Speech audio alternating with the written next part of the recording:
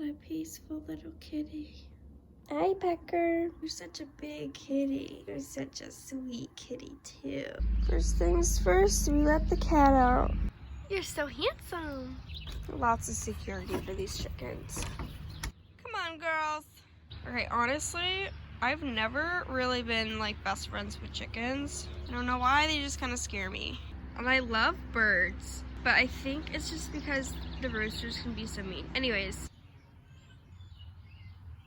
We have our banana for goat. This is Milo.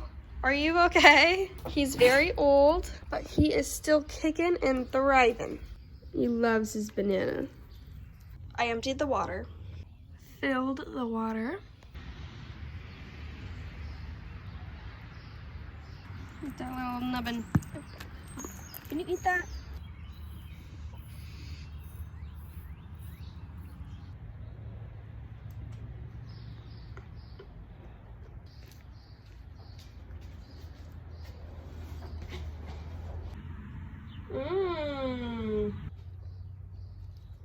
Pigeons are very cool, but when I go in there, I'm like kind of scared. I don't know, I feel like they're just gonna peck my eye out. She's a queen. You know what, I think it's their claws, their talons that scare me. Like, I feel like they're just gonna like fly crazy at me and like take my eyes with them. That's what my fear is.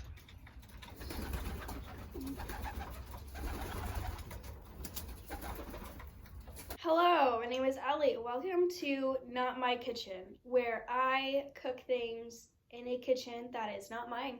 Today, I will be making myself breakfast. However, I have had some traumatizing experiences at this farm that I'm staying at. Okay, so they had a 14-year-old goat. I went outside to feed the goat and it was just laying down. And I was like, "What's up, buddy?" Try to like nudge it up. And it like moaned and cried and couldn't get up. So I told the goat mom's son to like check on him, and he was like, he kind of brushed it off at first. He was like, you know, he's been having good days and bad days. And I'm like, I don't think this is. So when he did check on him, goat had either a broken or dislocated hip or leg. Still not really sure, but the vet took him and put him down. So that was hella traumatizing. That night, after the vet took him, I came home to check on the pigeons and made sure everyone was good. And there was a cat in the pigeon coop. And it was like, meow, meow. And I was like, whoa, where'd you come from? I just unlatched the door. I looked around, there was like a metal piece that was like loose and the corner was like kind of off. And I looked up and a cat can get in a space about 3 inches. I didn't want to push on the thing as much as I could to see if it was 3 inches, to see if the cat could have gotten in that way. But I just assumed because the dead bird that I found was right by that opening. I really think that I am bad luck for these people. However, the chickens have been laying eggs. And they're old chickens, and she said that, you know, I don't think they'll lay much eggs. Sure enough, I've gotten 4 eggs from them. So I'm going to cook an egg or 2, and I've never cooked an egg before. Never really cooked anything before. So that's what we're gonna do. Those are my traumatic stories. Oh, but anyways, I was like sitting for hours. I've been trying to come up with this paragraph saying what happened, and I didn't want to tell them that one of their birds had died. It just seems like my fault at this point. Like, it's either like my bad luck or what, but I don't really have that bad of luck because I found so many 4-leaf clovers and so many 5-leaf clovers on this property.